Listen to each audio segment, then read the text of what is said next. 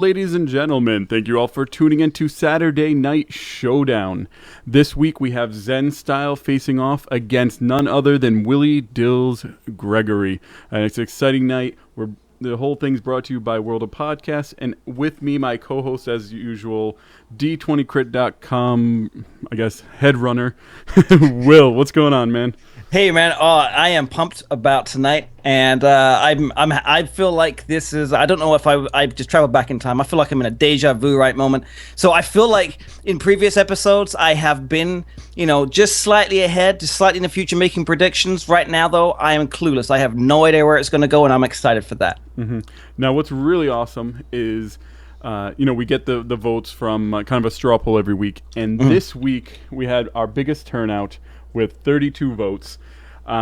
It looks like the people coming in watching think Dills is going to win this. 22 people out of 32. That's 69% of the voters thought Willie Dills was going to win, and 31 thinking ZenStyle. Do you agree with the votes, or do you just not know? Because I don't know myself. I'm just excited to see it happen. I have no clue, but we have both seen their decks, and I want to talk to them both about some of their deck picks, and they have both said that they have done some interesting picks, and I thought this is kind of interesting, and I don't want to spoil it for the decks that might come out, but I think might be pleasantly surprised at what goes down, and it really is anyone's guess at that point. I'm pretty pumped for this. I can't wait. Okay, so without picking a winner, how many games is this going? I'm saying it's going 5. I say it's going 5 as well. You saw through what I was trying to do there. I didn't want to pick a winner or a loser. That's my Irish gambling ways. You know what? I want to see 5 for sure. Yeah, the one interesting thing about the kind of deck choices that will kind of give away pre-show is Robert didn't bring back that Paladin deck that did so well last week. I think beforehand we were kind of talking. It's like it's kind of the misdirect. It's like Dills would expect that to come, so we kind of prepared for it. Now it's not going to be there, so it gives him a little bit of an edge. Although that Paladin deck was very strong, probably the most effective deck we've seen so far in Saturday Night Showdown. And I'm hoping for some angry chickens and for some wisps to be in tonight's match. I think that would really throw some curveballs in. Yes, yeah, for sure. With Willie Dills, he definitely said that, like, on the instance that he's bringing kind of the more fun decks with him. So who knows what we're going to see. I'm going to go ahead and let them know we're ready to start. Man, I am excited for this matchup. Bring it on. Okay. So what do you think they're going to go with in terms of their starting decks? Their starting decks. I am thinking that ZenStyle might just go with the Shaman. It's not a class that he usually plays. And so he wanted to give that a try for tonight, and I think it's a pretty good build. Mm-hmm. So I think we're gonna go Shaman from Zen, and man, this is tough. I want to say a lock. I want to say the lock from Dills. That's what I would say. Awesome. So I'm gonna go ahead and I'm gonna bring up the overlay so everyone can kind of see it. We have a couple changes done to it. They're getting the challenge ready. So we now actually can show you what the score of the match is, kind of going in from game to game. So that way, if you're joining us a little late, you are able to see what's going on. Yeah, that's looking really sweet. That's nicely done. Here we go. And now, are my predictions right? What are your predictions? Where are you going to go for? For the decks? Well, I'm going to go Shaman. And then I'm going to say Druid, because I can actually see what's going on. You said it. Damn it. No, for everyone, just so you know, the upper left-hand corner where you see Hygen the Unclean, from Naxxramas, which comes out this next Tuesday, that will be where you'll normally see the competitor's deck, what hand they have. Right now, Dills is away, so he's not really able to stream at the same time, so we just kind of filled it with Hygen for now. Right. So here we go. We're off to. I think we're off to a very good starting hand. You think? Yeah. I mean, this is pretty healthy. We've got an innovate, and we've obviously going second for the Druid. You got the innovate and also the free coin. Mm-hmm. So he wild growth early, so that way he can be ahead in the mana curve. He also has another wild growth and an innovate in his hand, so he's really set up well to play the cards he needs to, kind of in the third to fourth hand, he's going to be pretty well off, I think. What do you think is going to be going through now that we know that's the druid out? What do you think is going to be going through Dills' mind right now? I think he's probably assuming kind of like maybe a token druid out of ZenStyle. So I think he's going to really start trying to protect himself against that. He pulled out, did get the totem with taunt, so that's going to allow him to kind of get the protection. He's able to pull it out again, so it really kind of stops the early aggression from that panther. I think that's key to kind of hold ZenStyle at bay while he's trying to get his own stuff out there. Yeah, it takes a little bit of the edge off that mana jump. That's for sure. So, but immediately we can see here that we have two charges in his hand, though. So this puts in for a very solid position with a swipe. We've got a 4/4 on the board already, and those two charges. That puts the hand is still in a strong place because he's already up there at turn 6. So well, actually, was it actually only turn 4 at this point? He's able to get that charge out there. I mean, he's gonna this is a quick, nice aggro deck. For this aggro deck, those 2 early wild growths really have put him into a great position. The Chillwind Yeti will be able to probably take care of that panther. However, he still has the charge on the board and another one on the board kind of waiting for him. He's got a lot in his hand, and it's going to be a while before Dills is able to kind of clean up and, get himself in a good position. Yeah. So we're seeing here that we've now got our first legendary played, and we're playing with that Blood Mage Thalmos, which now that's only a 2 mana cost legendary. It's a strong legendary though. For 2 mana, you get a 1/1, but you get spell power, and you get you can draw a card on it when he dies. So he was able to take care of the druid panther and just destroy him with 1 lightning bolt rather than having to use multiple things to get rid of him. He's going to now use the legendary to kind of go ahead and clear the way for getting rid of the Argent Commander. And that Yeti which has always proved to be it's a staple card to have on the board. Once you got that Yeti token out, that's even ZenStyle said that was it last week or the week before that it's just a rough card to have on the board. And right now, he's able to deal immediately with one of those charges. And let's try that. He's actually able to deal with both. Yeah, he's taking care of them pretty well. Using the lightning storms to kind of clear out. He's really banking on, ZenStyle not having much draw, because ZenStyle's kind of throwing all his cards out there where, so he has 3 in his hand, and Dills, still has almost a full hand. He has 6 cards in his hand, so he's able to kind of stem off ZenStyle during this kind of early game aggression that could have really hurt him early on. I mean, he is down to 16 life, but at this point, it's been slowed significantly. Yeah. Oh, absolutely. So now. There is also that's really brought down the fact that I'm looking at the druid here. We have no heals in the hand, so right now, so that puts us in a situation that 16 versus 23. That's not too big a difference. We've now got 2 taunts up, so we can Dills can mitigate this damage in a pretty healthy way. They're buffed taunts. So this is where it gets interesting. Okay, we got a potential heal, but would he use that for a heal, or would he be using the other ability? I don't know. Zen. Every time I've tried to predict what ZenStyle is going to do with something, he kind of does the other. So if I said heal, he would have drawn, and he is drawing. If I would have said he was going to draw, he would have healed. So the Loot Hoarder being able to take out that golem, I think is both good and bad. You do get the mini golem kind of waiting for him. We did lose that video. Oh, but it's back up. So you have to get that mini golem out at some point. At least the Loot Hoarder was able to draw the card for Dills at the same time as kind of helping out ZenStyle with getting the other golem out there and clearing him out. Now that Chillwind Yeti is going to be a little bit trouble still, because still going to take both cards on the board in order to kill him. The +1 and taunt has really put him into a strong position to, kind of, just stand there and take a beating. Yeah, and we have right now also sitting in his hand. It's great that we got the Black Knight. I mean, that's going to be able to next turn be able to deal with the taunt if need be. And should the Yeti get buffed anymore for whatever reason, we got the Big Game Hunter. I don't think he would waste the Big Game Hunter on when he's got the Black Knight in his hand. Mm-hmm.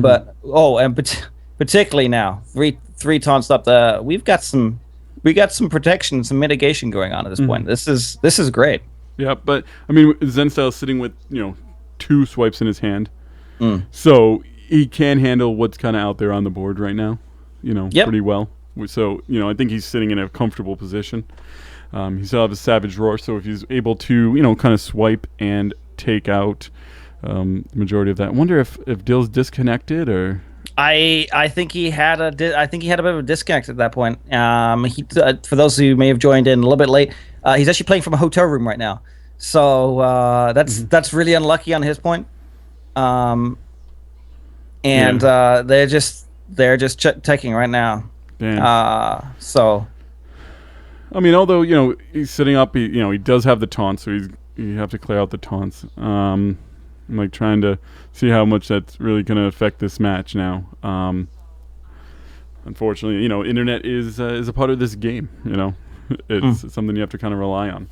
Yeah, it really, really is. Mm-hmm. So this is this is where it's going to get. I think missing out on that little chance is.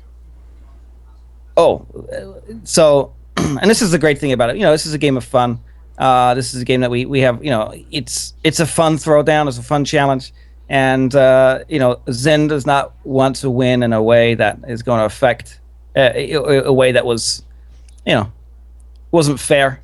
He wants a straight game on game. We don't want any players sent off or anything like that. If this was a game of soccer, so he doesn't know. He doesn't want to play it out that way, but we shall see. Mm. Yeah, I'm waiting. I'm just checking to see if can we hear from them, see what's going on. Mm-hmm. So we're gonna, see what he's gonna do. I mean, he's still not in a bad position, so we might see him win. I think they'll send me a message if something kind of is going on. Yeah. And we see a Blood Mage pop out on Zen's hand right now. So that's both were just both were using that, and now we get to see both those swipes used, and that Yeti again, powerful card, just going straight for the throat. Mm-hmm. So how off kilter do you think Dills was just from that internet disconnect? I think that turn he probably would have dealt at least 10 to 12 damage. So I think we're looking at ZenStyle having maybe double the health that he should have. So sure. I'm not too sure. Yeah, that's tough. That's certainly disheartening when that happens. But these guys are all about having fun as they do this match, and it's all going to be good. It's all going to be good. So, So let's see. What are we kind of looking at the match now? So we have the Chillwind Yeti out. We have two totems that are being buffed. At this point we're gonna. What are we gonna see? We're gonna see this. I want to use that 3 damage. Take out the taunt on the totem taunt. Mm-hmm. To me, that would feel like a fairly no-brainer. Yep, take out both taunts at once. Wow, we just had and that's exactly what we're seeing right now. Mm-hmm. And the Big Game Hunter kind of just coming out there to kind of deal some damage. Yeah, absolutely. I don't think he's got anything, and nothing's going to come out at this point that's going to really threaten him. I mean, you can see quite clearly where the game is at. Unfortunately, Dills was thrown off kilter on that one. Mm-hmm. Darn internet, darn AOL. What can I say? So,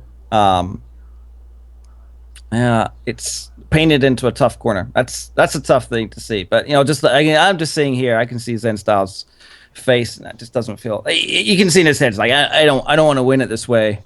But as Dills has said, I want to carry on. Let's I want to make this happen. So yeah. So I mean, he was able to take care of what was on the board. We'll see kind of what he's gonna kind of move on from there. He's at, ZenStyle has 2 Savage Roars in his hand, so he's going to be able to probably, hit him, next turn and win it, depending on what Dills is able to either pull out or clear out at this point. Yeah.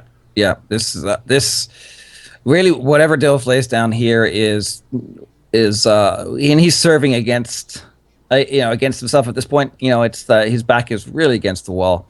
So can you get lucky on that summon for the totem? You got a healing totem out there.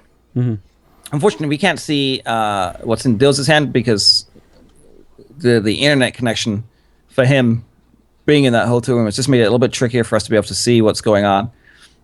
So the mystery for us is a little less. So, and he was able to hex the 5/5, which I think is important right now because he's not going to be able to do much in terms of taking out Dills's taunt, with one creature and then Savage Roaring and winning in those regards. The Force of Nature, is going to win it here. That was just a really good top deck at that point. Pulling out those 3 treants at that point in the game. Yeah, that's why you have the Force of Nature in the deck. Yeah, and that was just the perfect timing to play it. And whew. So we're just checking here if Dills wants to still carry on just because of his internet connection. So we shall see. Yes. So that was a good match. He's basically they're kind of talking about it. It was like one turn where that happened. But it wasn't. It was pretty big. But I think. What do you think? You think that would have won the game for Dills, or do you think Zen would have still won it? We're gonna afterwards we're gonna talk to them and see what they say. Yeah, I think it was a huge difference. Really, there was as Dills said, he was supposed to be able to clear the board. At that point, he should have been able to clear the board, and he couldn't. So,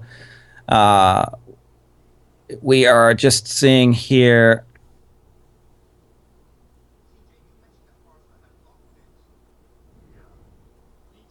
We're just seeing how we go.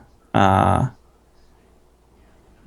they're kind of deciding what they want to go with, and we'll go with whatever they want to. It's kind of a fun game, So however they feel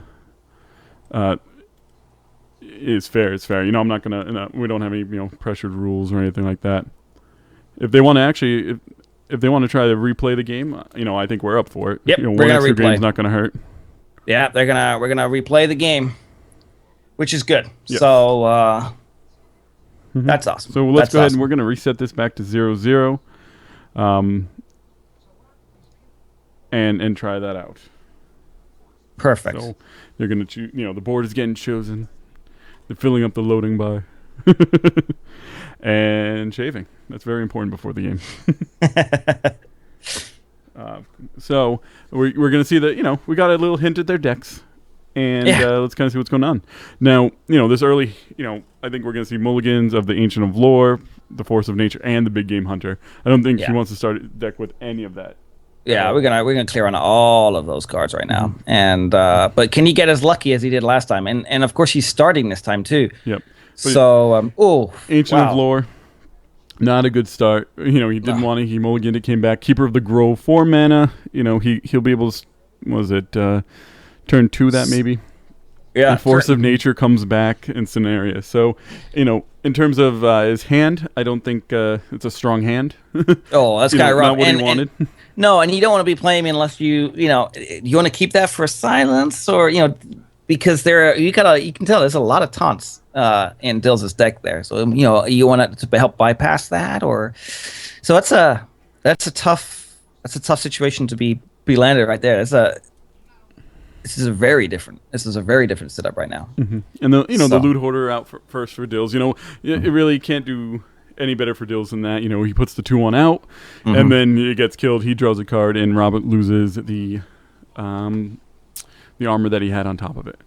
This is earlier Unbound Elemental than Dills did get last game, so I think he's a little happy. It does have a lot of overload in his hand in terms of lightning storms, lightning bolts, feral spirits, stuff like that. So getting it out a little earlier means he can possibly bump it a little bit stronger than before. Yeah. So now I was looking at we got the feral spirit out, and that puts again. That's always a tough card to have out really early on. The flame tongue totem to go along with it to get rid of the Yeti. Oh, that's nice. That's like perfect hand, because now even though the Unbound Elemental is down to 1 health, he still has 2 feral spirits kind of blocking his way and stopping him from attacking. Yeah, absolutely. When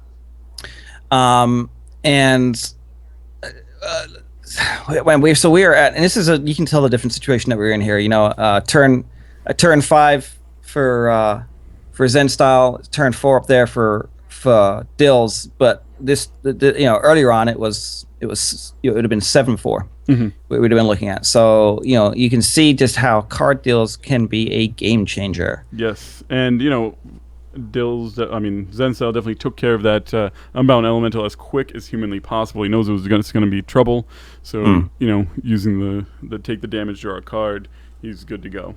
Yeah, and that is that's a no-brainer move at that point.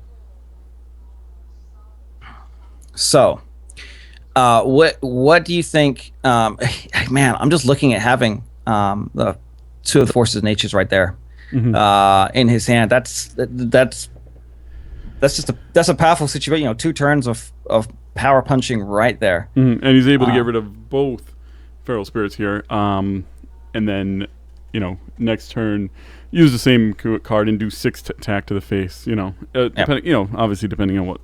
I almost said what Thrall's able to do, but what Dills is able to do. So at this point now, on Zen's next turn, just based on what we're looking at in his hand right now, what do you think what would you be playing if this were you? I'm gonna go with the Druid of the Claw, right? Because I think he's gonna hold the Force of Nature until a little bit later. I think that is the best option to go. He does have the Ancient of Lore. So he was able to kind of come out there with that. 5/5 on the board is not too bad. He doesn't waste any mana by putting it out. So yeah, and getting the 2 card drawer though is great. You got to keep that hand full. There's nothing worse than getting into those higher turns and not having much in your hand. You got to have options for that late game. So that's where we get with that. And that's one of the things that I notice in like the higher level players. Dills and both ZenStyle would put in that level, is they never seem to have empty hands. Never. No. And whenever I play, my hand is going down and I'm top decking as much as I can.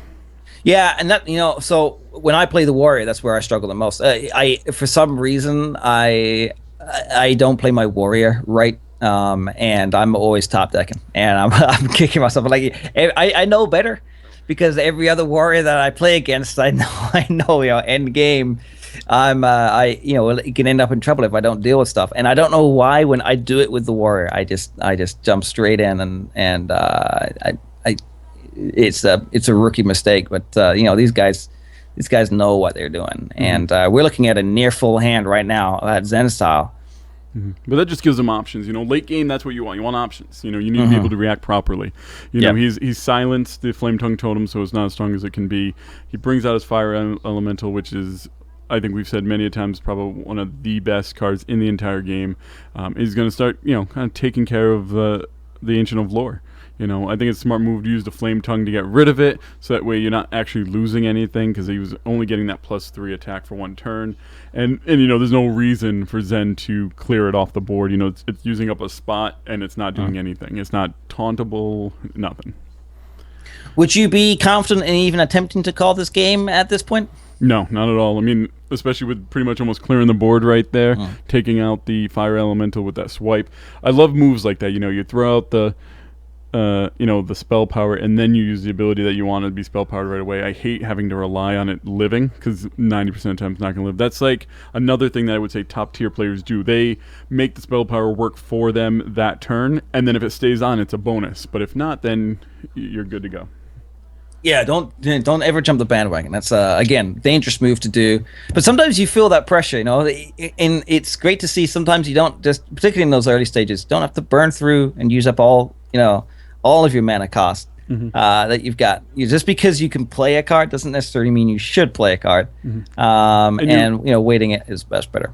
Yeah, and you're getting full worth out of your Blood Mage with that point. You're getting at least one extra damage, and you're going to be able to draw a card when he gets killed. So either way, you're good to go, kind of. Absolutely. And so dealing with that straight away is a brilliant move. Now, the great thing, looking at here, we've got 2 wild growths in the hand, which, he hits turn 10 next. And as he hits turn 10, that means that turns into a free card. Yeah. So that's also super nice. So again, he's just going to be filling up his hand, and it's always nice to actually get them late in the game too. And kind of cycling through your cards. I mean, sometimes that's what you need to do. You need to cycle. We saw Argent Commanders early last game. We're going to see them late this game. At this point, it's going to start being able to clear out, some of these big taunts with the Argent Commander. The Divine Shield keeps them on the board. Another swipe to kind of clean up the board a little bit. I mean, this is, ZenStyle. You might not have started with the strongest hand, but this is where you kind of create your hand. You build it and you get do what you want at that point. Right. And so now, I mean, it's all about punching through to get to the face as much as possible. You think?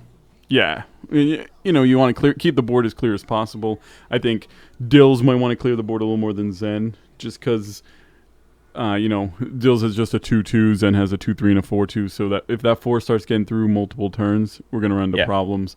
Yep. The one reason I kind of dislike the Shaman sometimes is, the randomness of his heroic ability. He did pull the taunt when he needed to, so, he's going to be able to, stop, stem a little bit of this aggression from the Harvest Golem. Right. And at the end of this turn, he gets a heal too, which means he gets to keep those pieces on the board and possibly play for just a little bit longer, maybe if he doesn't have the firepower to aim directly at taking them out. But that was the perfect time to pull out that taunt. That just, again, takes the edge off and takes that pressure off. So, yeah, we got 2 kind of taunting druids at this point. Kind of, I think it's now Dills is being a little more aggressive. He's gonna have to, start taking out these taunts to get to ZenStyle. So, we'll see kind of what's gonna happen here. Yeah. So, and we have the Unbound Elemental coming out, and what a great time to be, jump straight into the Overload, push some of those taunts out the way, which is just perfect at this point. Able to keep that board nice and clear. No, we did bring in another Argent Commander like we knew was going to will we see him this turn? Possibly. Cenarius is always a good choice. Pull out some. At this point, he's going to go with the, the Treants. He's not going to, buff. He doesn't have a lot on the board to kind of go with it if he does that. So, yep, taking out the Fire Elemental as one would want to. Yeah, that's the highest hitter on the board right there. That is the best move that he can do. And what would you do with your right now? Like, are you gonna push for the face at this point? Would you not be thinking about Unbound Elemental being there that can still start rocking a lot higher? I think I would. I think I would take care of him. I mean, you have the Argent Commander who he'll be able to deal with him and not lose him for it because of the Divine Shield. So I would take care of him. Yeah, I think that's right. That's what I would do. That's what I would do too. So, this is a total game shift from what we was looking at earlier. It just shows how card drawer and internet connection can be such a game breaker, and it's really changed things. because now we're seeing quite the role reversal of their heroes' HP. So. For sure. But I mean, he's Dills is able to kind of just keep coming, with the feral spirits now. He's gonna be able to, kind of defend against the Argent commander at this point, and he still has that unbound elemental who's getting stronger. Yeah, and so that would always be my concern of, with him getting stronger, particularly we're at half the health and of the hero, and no heals in sight. This becomes a tricky situation, and I feel like it can turn on a dime. But this is great. We've been in round 10 now for quite a few rounds. Yeah, this is definitely a long match. Neither of them are really heavy. Well, I guess the Druid's a little aggro. He does have the charge in there, but he didn't get the charges early, so he's kind of playing for the long game right off the bat. Yeah. Yeah, and these are actually two classes that are great for playing the long game. Just because you got a lot of mitigation with the build of that shaman deck, and that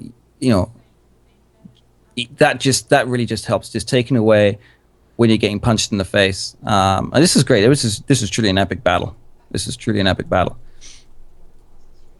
Yeah.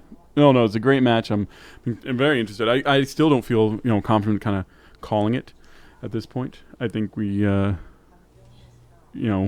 need to kind of see where it's going. We got a little bit. We're almost. I think we got probably 6 turns left. I don't know. Yeah, and we get to see old Leroy pop out. That's. No, that's pretty cool. You have kind of Leroy pop out, and then you take care of the dragons whelps to not worry about them. If you would have do like a lightning storm, I thought that's what we're going to see there. Obviously, I'm a little off. Dills is able to pull out that game. It's like you said, it's amazing what fixing your internet connection can do. All right, so now we're on to a second selection of decks. So, what do you think? What do you think the second deck choice is going to be? Second deck choice. Let's think. He has his Warlock deck and what, a Shaman deck? Yes. Yeah. Yep. And Shaman deck, I'd say is similar in terms of some of the cards, but definitely a little different than Dills's. We are going to see it's kind of a Shaman matchup here, as Zen has went for a Shaman. It's like they're picking their deck so quick, it's like we can't even kind of do a prediction sometimes. And we're dropping 3 out immediately from that, but definitely keeping a Flame Tongue Totem in there. Get that buff on anything that might come out in the low style, and we get to see our friendly Leper Gnome put into the hand, which has always been a favorite of Saturday Night Showdown over the last few weeks. So yeah, I mean that's if anyone who's watched it kind of the first couple of weeks, Brulon, it seemed every first turn Leper Gnome comes out, and we're gonna get Leper Gnome and Argent Squire out this first turn. I think that's a great move because next turn you can have that Flame Tongue ready and willing to kind of deal damage straight to Dills, some early aggression. Yeah, and it's now. So the question is he going to deal with the Leper Gnome straight off the bat? We always try to, because otherwise it just keeps becoming that 2 damage that gets put out there. Mm-hmm. And at this point, it's 4 damage. So what do you do? Right, do you deal with the Leper Gnome first, or do you deal with the Flame Tongue? It's a tough choice. Right, and or can we deal with them all in one turn? Get some lightning strike thrown down there, and just deal everything in one go. We shall see. But that's all you can hope for. It's in the hand, and it looks like he's going to take out the Flame Tongue. I think that's a great move. Mm-hmm. You're saving 4 damage next turn. You're still going to get the 2 damage off of Leper Gnome. We can deal with him next turn. Pretty much no problem. Interesting. This is the deck that we're definitely going to be talking to ZenStyle about his shaman build. You know, he as we said earlier in the show that he's not a big shaman player, and he wanted to try something that would be just a little bit fun, a little fun to do. So it will be interesting at this point. But looking at that, you know, we've got some serious damage already. Dills has taken to the face. So this little experimental deck has turned out to be, you know, pretty strong. It's pretty strong. Yeah, it's because you still have the Argent Squire out there. He's a 1/1, but he's still out there. You know, he's holding. You know, we can see this. He's holding that Arcane Golem in his hand and a Wind Fury. So next turn, if you know Dills doesn't get a taunt out there, you know, you're looking that Arcane Golem's gonna be able to go right after him. And I think that's his plan. I think that's what he wants to do. You know, bring out the Unbound Elemental. I think now is the time to kind of, you know, go for him.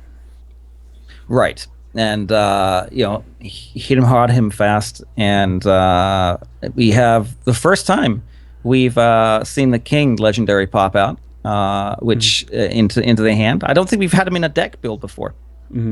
It's funny, you know. Here he is. You know, Robert's showing King Merkley. He's like, "Do I want to pull him out and then hope next turn I can Wind Fury him and deal 10 damage, or do I want to take out the Arcane Golem, get 8 damage right now?" You know, it's you know, kind of a tough choice. And I think he's kind of going for, you know, get 4 damage from the Arcane Golem, and then without a taunt coming out, he's going to have the game next turn. So I think that's a smart move, you know. You know, King Merkley doesn't show up at that point, and he's Arcane Golem Wind Furying to bring him down. Instead, he's going to, you know, hold on to King Merkley. I think barring a Lightning Storm, he has enough to clear up any taunts that might show up on the board, you know, whether it be Feral Spirits or a totem that'll taunt, stuff like that. So now, if you were Dills, what would you be hitting in that hand right now? Would you just go for the Arcane Golem? Yes, I would. It depends. If he's able to buff the Unbound Elemental a little bit, I would go for the Arcane Golem. If not, then I would probably go for something else. Right. Honestly.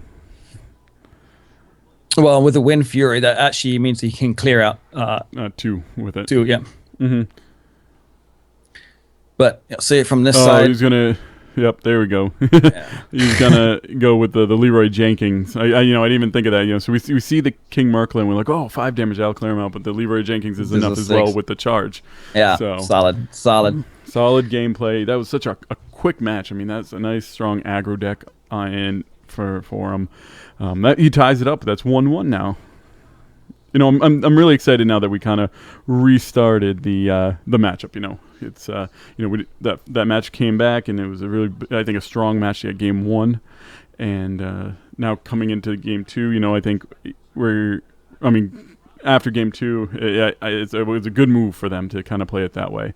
You know, now we're going to see a Paladin deck against a Shaman deck. What are your predictions? Do you think this Paladin deck is going to be able to withstand kind of the quick gameplay that this Shaman deck really has? Gosh, you know, that Shaman deck really did pull out some quick play. I was actually surprised that it hits quite so hard and fast when I was looking over the hand. But I probably just had the Paladin in mind from the last game. I think this Paladin build though is very solid. You know, I think that it's going to give this Shaman definitely a run for the money. And you know, we've got a few legendaries in there too.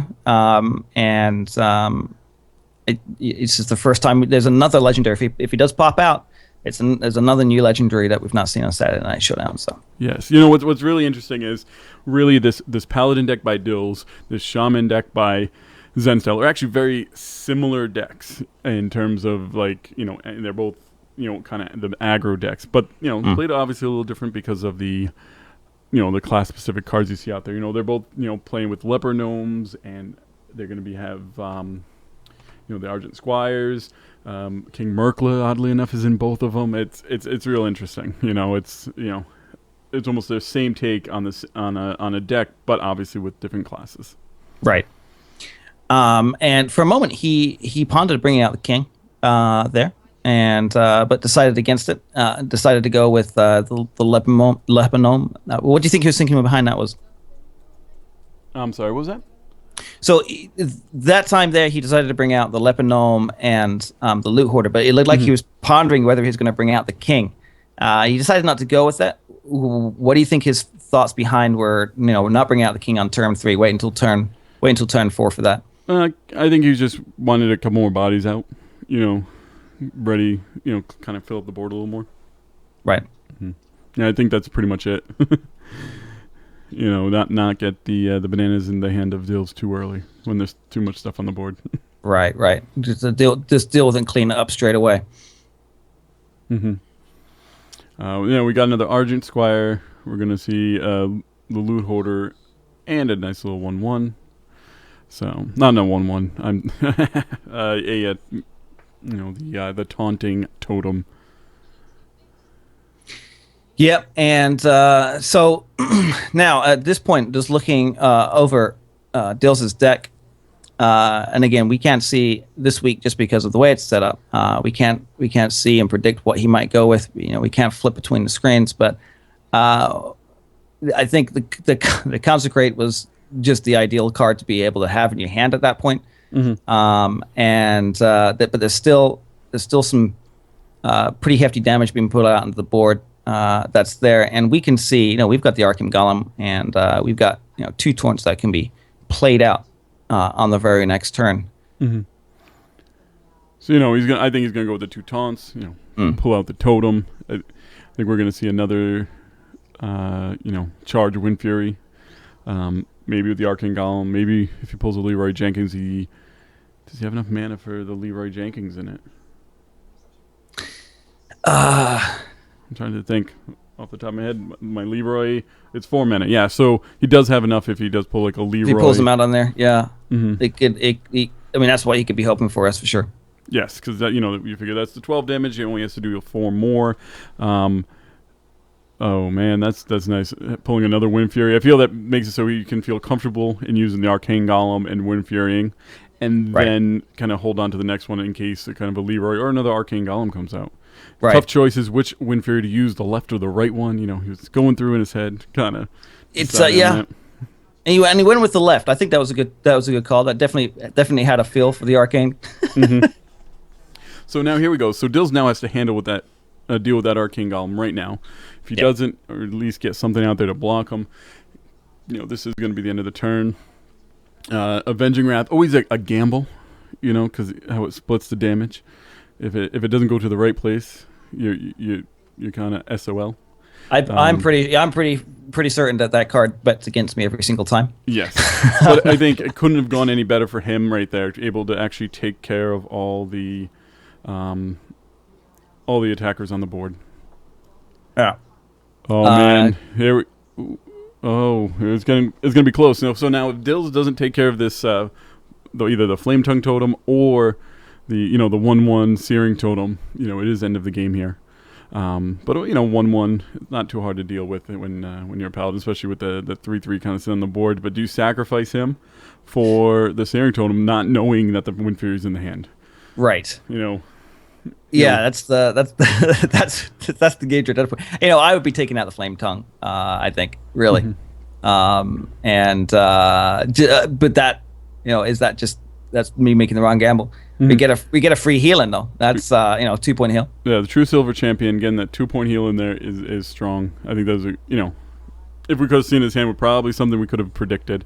Clear anything off of Robert's side of the board at this point. You can't have him do anything that could hurt you. It's just too risky at this point. You know what I'm saying? You can't have something laying around because that could be the end of you right now. Dills is just kind of playing cleanup duty and trying to just move on, get to the next turn now at this point. Yeah, and so ZenStyle can,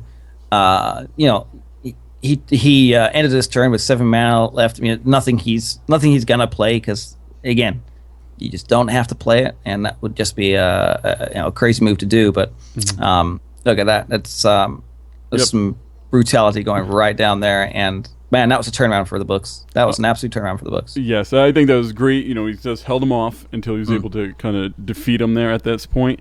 He that's the strength of the Paladin deck, right? You have your 1/1 who can become a 5/5 at any point and take him out, and then you have that true silver champion ready to attack him. So that put Dills up 2-1, and we're gonna see a Warlock deck out of Zen at this point, because really, obviously, there's no other deck he has. He has to win 2 out in order to kind of take this championship.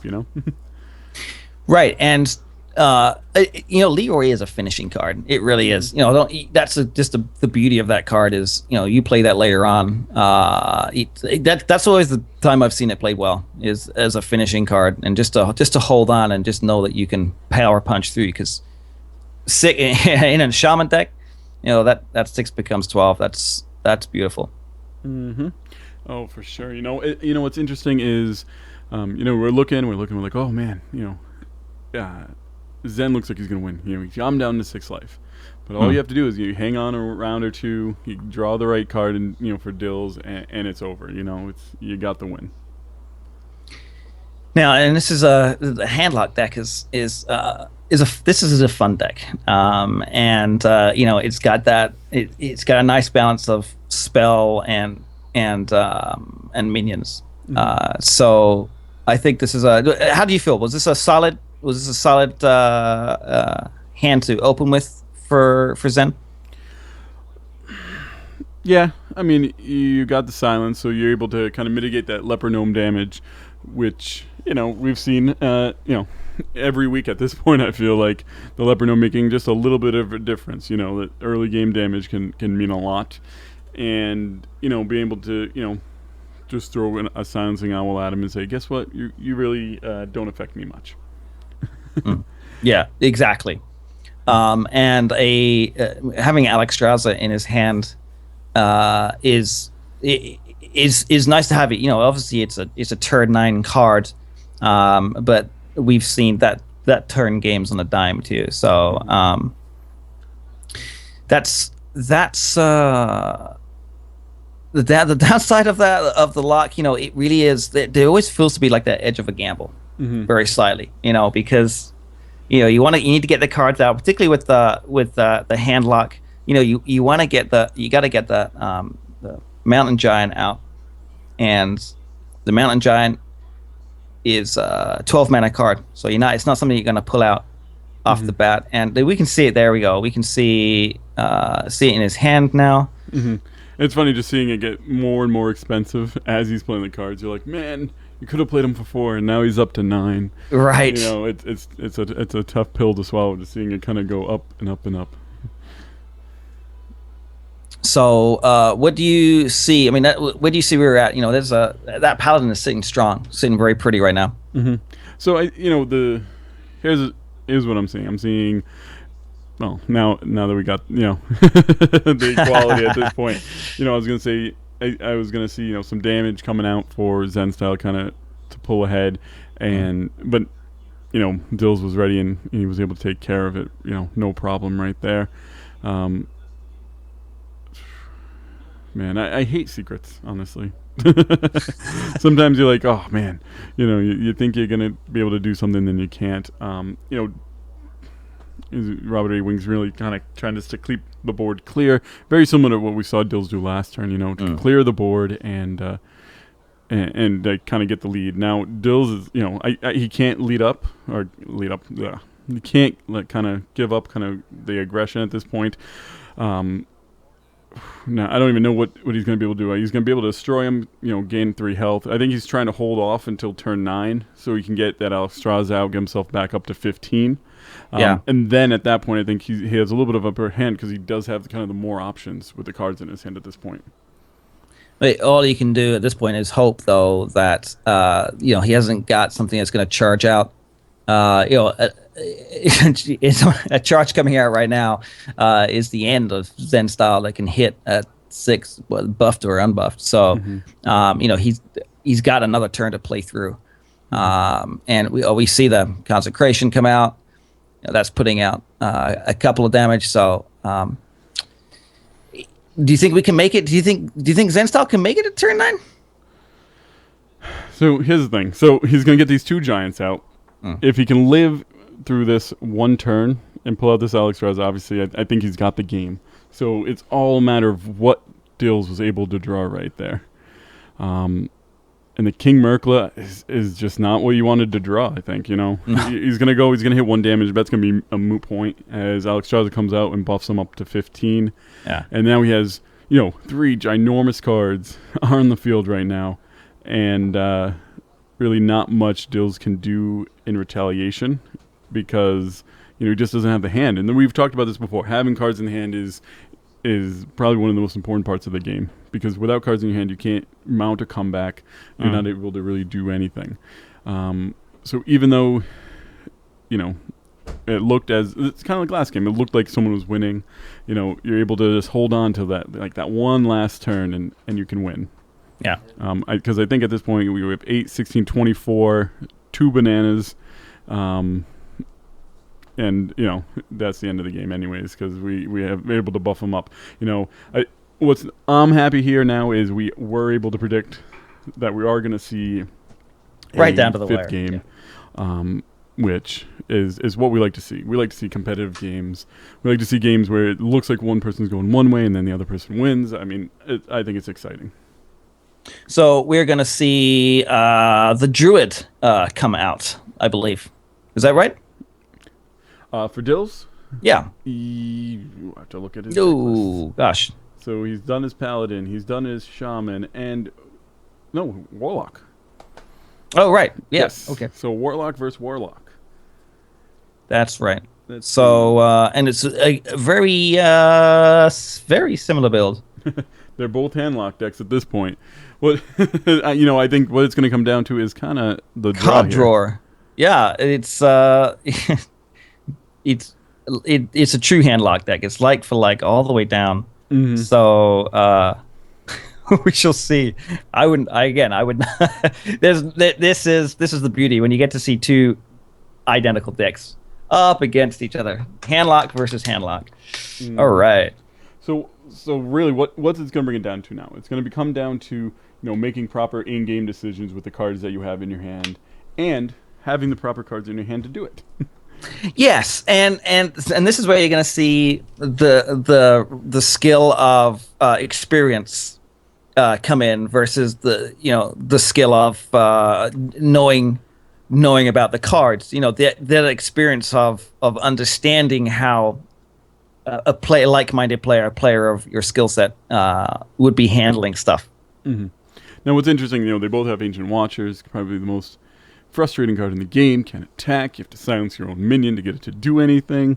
Mm. But they both started off with it. That's early games Watchers.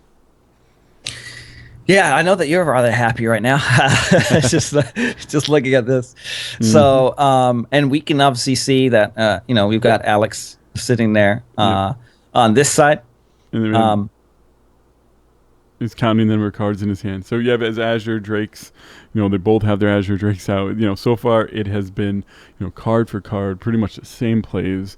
Luckily, Zen was able to have an extra card in his hand, so he has a slightly stronger Azure Drake than Dills has at this point.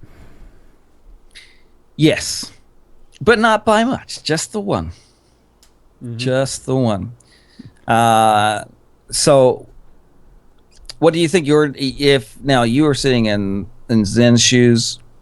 We got to deal with that taunt. This is something that you just can't be bypassing now. There's no choice in it. What damage would you be laying down and from where? So let's see. You have the taunt on the Azure Drake, 5/10. At this point he was able to buff it up to this, at least the health of ZenStyle. So in trade situations he's now stronger. You have to take care of him. You have to take care of the Watcher at this point now. You can't just kind of let it sit on the board and do nothing.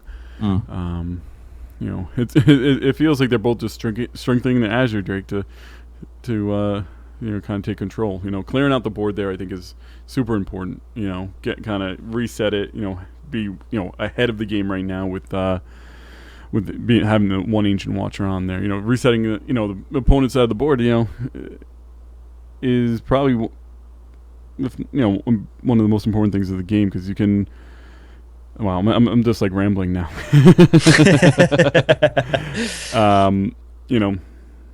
What do you think of it? Let me let me talk for a second. I'm thinking that it's interesting situation. You're gonna pull. It's all about man. I'd be going for the face right now. Like Yep. it's there's exposed. There's no doubt about it. We'd be pulling it in, and Pagan Geek just said that he is excited to see that Zen's still in it after the epic beatdown, and he got last week, but Zen's had a couple of tough matches, and Dills has had a couple of tough matches, so and that's not counting the internet crapping out slightly along the way. Now, at this point, the Ancient Watcher hasn't really done anything. Dills was able to do a little bit of something with him, kind of give him taunt and have him have to waste some needed cards on there. Now, what are you thinking if you're Dills right now? Are you thinking just kind of keep the board clear, kind of keep it kind of an upper hand, or are you thinking you kind of go for the face a little bit? Who knows? You know what? To me, I'm all about clearing the board. He knows at this point that it's going to be a like for like. He knows what he faced the previous round, so he knows that okay, we've got a like for like hand, and having the Sun Fury Protector in there that changes it. We didn't know that until now, so that means that he can push for the face because the damage is going to be mitigated. If he didn't have that protector in there, I think that he would have been clearing the board, but that just took the edge off. Yeah. Now what you're looking at is at this point, I think Robert's got to kind of pull out that Sun Fury Protector, give himself the protection from the Azure Drake at this point, but he can toss out the two Ancient Watchers now and give them both taunt, so that way his Sergeant Commander kind of is free to kind of attack the Azure Drake, and then the Azure Drake pretty much has to go after one of the Watchers at this point. He's not going to kill them. They're going to be around for at least 2 turns. Or I should say, you're going to have at least 2 turns worth of taunts with what's on the board. The Azure Drake is going to have to, bring them down and then finish them off with Sun Fury Protector. Right. And, that looking at it here, then, so what do you think? Do you think any of them are feeling confident right now that I've got the game in the hand? No. Yeah, I don't think you can feel confident just yet. It really depends on, obviously, what's in Dill's hand, how confident he feels. But I think, having the more cards on the board, and I think in a position where he can kind of sit back a little bit, not, obviously, for too long, but let Dills come to him. As we saw last turn, the last game, you can get down to 4 health and think, you beat the guy, you got him down to 4 health. This game is in the bag, and all of a sudden they turn around and drop you 20 health. That's where. Well, actually, I think it was more. So that's where you've got to have that in mind, particularly when you're facing the hand lock, which is just brutal. Now this is great. You can get this card out for 188. And then he's able to heal himself up, which is nice. He's able to make a copy of the Azure Drake. I just feel like we've seen nothing but Azure Drakes all over the place at this point. This is the 5th one in the game. Faceless Manipulator it, so that way he has some defense. We've seen both players wipe the opposing player's board, but Dill still has tons of cards in his hand. What does he have? He has 9 cards in his hand. Yeah, he does. And like you said, so many possibilities. A big game hunter taking out the Molten Giant. That's the strength of having cards. He's able to deal with that Molten Giant, so that way he doesn't have to worry about it taking out the Watcher. So he still has the Defender. The 3/3 Farseer isn't going to be able to do much other than be a little bit of fodder and bring down the the taunt cards. What are we going to see? Well, and at this point we've got the mitigation right in play, and so there's no need to. Well, I don't know, man. The 2 nice high hitting cards you do absolutely for 0 damage. They hit for 4/0 mana. You do not want to be playing those because you're gonna lose. You're gonna, that's the cost of cards. You don't want to be playing those until they're empty in your hands. So, what do you do? Now, I think the big thing is, right, so we see an Alexstrasza in Zen's hand. If Dills has an Alexstrasza in his hand, because we know he does have it in his deck, I think that the confidence on Dills' side is probably way up there. He's ready for whatever can happen. So it's like, if he does, get his creatures kind of turned that way, he's like, I can lose some life, I can get back up to 15, and Zen kind of feeling very similar at this point. But at this point, he can't use his Hellfire. Not Hellfire, is that of course I'm always messing up the name of the spell. Soulfire. He can't use his Soulfire now, because if you can't lose out Alexstrasza. I mean, that was a gamble. That was just a huge gamble, and it paid off. But a faceless manipulator on Leroy Jenkins, like brutal. There we go. I mean, this is gonna call it. Dills, I'm pretty sure is gonna win at this point. Yeah. He's gonna go right after him, and that is game. So give us just 1 minute. We're gonna go ahead and get Dills in here. And we're gonna kind of talk to them and see how they're doing. Fantastic! Wow, I mean, it really went down to the wire there. For it could have gone either way, and then it just turned around. Leroy, gosh dang it! Okay. Well, so let's give us 1 second. We'll kind of get Dills in here. Hey guys, how's it going? Hey, what's up, guys? Nothing much. So, do we have Dills in here as well? Maybe. I don't know. We'll give him a minute to get here. So, Zen, how did you feel about the matchup overall? Unfortunately, in game 1, Druid has a really hard time with Shaman, because once Shaman just starts cluttering the board, Swipe is not actually very good to deal with it. Because Swipe is really good at like a single target AoE, and then it's good at like finishing off kind of trades. Plus, Shaman has a healing totem, which can just jack something back up from being like 1 health to 2, which I actually ran into a lot. Also, Cenarius is really the type of card you want to kind of like, you want to have a mana lead when you drop it, so you want to like innervate into it. Otherwise, it just kind of sits in your hand. Like that last play, I probably could have gotten away with playing Cenarius, but I was afraid he had the second Lightning Storm. And then if he has a second Lightning Storm, then Cenarius is pretty much worthless, because the trees are just guaranteed to die. I got pretty unlucky with the Shaman deck when I was playing against the Paladin deck. I just couldn't draw anything to Wind Fury, basically. And I actually think I could have won that, but I wasn't sure about whether or not you can actually double Wind Fury a minion, if that makes sense. I've never had that come up. So I had 2 Wind Furies, and I had the Arcane Golem, and I was like, do I double Wind Fury this? Is this a waste of a card if it doesn't work? Yeah, and then I got really lucky against his Paladin when I had the Giants and Alexstrasza. I was able to hold out until Alexstrasza came out. And then the last Handlock one, man, Handlock versus Handlock, like, I really figured he was going Zoo, so I didn't mulligan to go against the Handlock. I kept Hellfire, Earthen Ring Farseer, and a Molten Giant, because I figured it was Zoo, and all 3 of those cards are really good against Zoo. So then when he was actually playing Handlock himself, I was like, oh, well, shit. So I kind of screwed myself out of that one. I gambled, because if he was playing Zoo, I would have had a really good starting hand. But yeah, no, it was a good set of matches, and went to 5. I'm happy to lose in 5 games. Yes, it was great. That's what we predicted early on. We're like, we don't know who's going to win, but we think it's going to go 5 games. That was kind of like our only prediction, because I'm not saying who's going to win, because I think it could go either way, and it's Hearthstone. Dills, what were your kind of general feeling about the whole matchup? It kind of. Well, I was surprised I didn't play the Paladin deck. I geared up for it. Well, I didn't know what your Paladin deck was, but I'd heard Control, and I actually thought my only good chance against Paladin Control was my Shaman deck, so I was a little concerned, because I had to play my aggro Paladin, because everyone hears me talk about it, so I was like, well, I gotta play it. I didn't think that could ever win against Control, though, so I was a little concerned if it... I think is Dills, you there? Yeah, I think it's kind of messed up. Like he said, he was a little concerned about what it would be able to handle. Hopefully it gets back here pretty quick.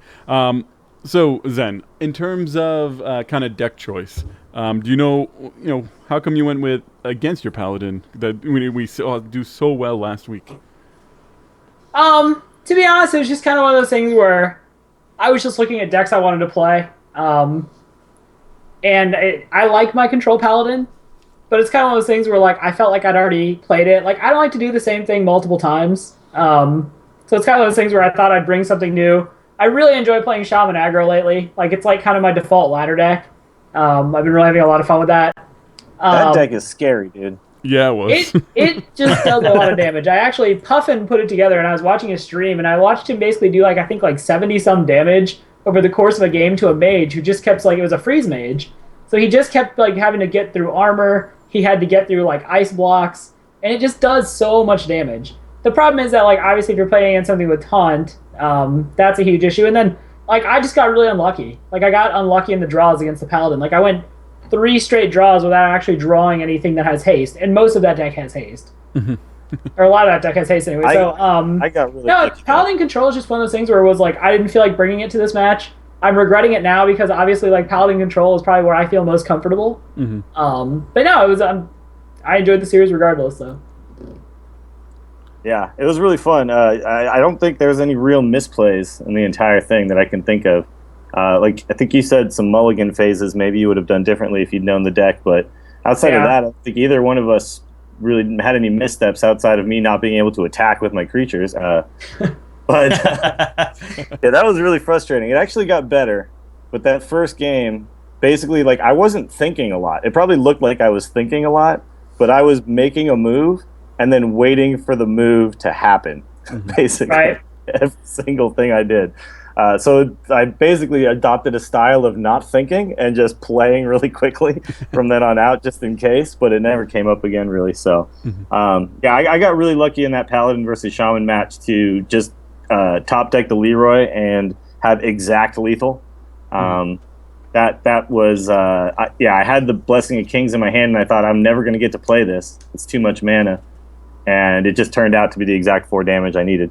That deck oftentimes comes down to that, which is what happened against your handlock, where instead of drawing, you know what I needed, but 3 damage, instead of drawing that, I did draw the Blessing of Kings and then something stupid like a Argent Squire or something like that. And at that point, all I had to do was finish you off. And since you hadn't tapped a bunch of turns, because you were basically dealing with my stuff as it happened, I figured I had to just take a chance that you didn't have all the Molten Giants and just go for it. And you actually only had 1, so that worked out. But I just fell short, and then you got draws out. And that was I actually top decked that Molten Giant too, and like I almost made it. Like I had a Mountain Giant sitting in my hand, and I almost made a huge mistake of playing the Molten Giant first, just because I'm so used to like, oh, I'm at 10 or lower health, I'm gonna play the Molten Giant, and I'd like reel it back in my head. I was like, no, play the Mountain Giant first, and then like I had Alex draws. I was like, okay, if he just doesn't kill me, I think I can win this. I also really did not expect you to have the equality, because like I didn't know your deck list, and while equality is pretty core, I hadn't seen it in the game before. So I was just thinking, oh, maybe Dills isn't running this, because some really fast aggro Paladin decks don't run it, you know? So it's kind of those things where I think that's a mistake. I think it's a mistake to not run it because it's the only way to get through the taunt walls. And I actually, in retrospect, I think I might have been able to win the game. This might have been my only real misplay, was I got a little impatient with it, and I used it just to kill. Like, honestly, the amount of resources you would have had to spend to take out that Drake would have just been, like, ridiculous. But here's what you don't know, though, is I actually had Consecrate in my hand, and I was turn 5. If I had waited and just let you build the board more, I could have wiped your entire board. However, if I'd have done that, I would not have been putting any creatures out that turn. I would have only been wiping your board and then giving you back the momentum. So I decided to just go ahead and use it there and try to continue pushing. People say Control's harder to play. I think aggro is way harder to play, because you're basically always playing on a leap of faith. You're like, I'm totally going to just draw the card I need to win the game. And then when it doesn't, you just kind of sit there like, Leroy, where are you? There's a lot of really tough decisions in aggro that people don't give it credit for. Or do I continue to push through, or do I trade here? And that's the trick to playing that Paladin deck. I also, in that Paladin deck, never once drew a Divine Favor, which is really the key to that deck. So I was surprised to even get one win with it. I know Divine Favor is super important to that deck, which is why that first Shaman game, I was like, oh, sweet. I literally have just thrown everything on the board. I have no cards. Do your worst. You get nothing, sir. Yeah. Nothing. I was very excited about that. I got lucky to draw it without I didn't have any. It was drawing one card a turn that game, so I got really lucky to get to the Leroy that quickly. Because I think I was only 12 cards into the deck at that point. So Dude, you had Leroy every game except that one game. Robert, I said, race to Leroy. Yes. Now, I think it was awesome. I want to thank you guys for kind of redoing that first match. You know, both Robert and you. Yeah. That was awesome because I think that led to like a really more epic set of games. Because that could have gone either way at that point. So I just want to really make sure I pointed that out because that was awesome. You know, that's what we're here for, to play, have fun. And if a game doesn't end quite right, it's great that we're able to kind of restart and have fun and do it that way, you know? Well, it's not. Yeah. I mean, I don't want to win like that, so, you know. No, and I wouldn't either. And yeah. Robert made the suggestion of let's just both take a win and move on to new decks. But I think that matchup was a pretty good one, and I think we wanted to see the game play out the way it was supposed to. Mm-hmm. I will say though, you got a little unlucky the second game to draw your wild growths at the end rather than the beginning. The first game you had both of them within the first 4 turns. Mm-hmm. That's a risk you take, man. That's a risk you take. You know, that first game, I actually coined and innervated out the wild or Druid of the Claw and put it into cat form, and you just kept getting taunt totems. I was like, how is he doing this? I got the perfect set of totems in that game because I got the taunt totems, and then I was able to get to the Blood Mage Lightning Bolt, which I had the Lightning Bolt the whole time, and the Blood Mage, but I was like, well, I either get the spell power and I'll be good, or the taunt's fine too, and I can just keep delaying. Finally got to that, was able to clear it, but so you actually got nothing done with that Druid of the Claw, amazingly. But I actually also in the second game, I think I got healing totems like 4 different times that really helped me out because I kept healing my creatures back up after trading. I really wanted to swipe them so badly, just didn't work out because you kept getting healing totems, Dills. How are you doing this? I don't know, man. Sometimes with Shaman, the totem RNG saves you, and sometimes it just bites you in the ass. Oh yeah, sometimes it just damns you right there. But yeah. Good matches. Mm-hmm. Yeah, it was a lot of fun. I look forward to me and Robert playing some more matches at some point. However that we're going to. Yes. Like I said, BlizzCon, man. Yes. So I think that's going to do it for today. We have a couple of announcements in terms of kind of World of Podcasts and kind of our Saturday Showdown kind of long-term plans. So real quick, World of Podcasts, is Thursday, November 6th, the Thursday before BlizzCon. It's going to be at the Anaheim Hilton from 6:30 to 11. We're hoping to, have a great time, a great turnout.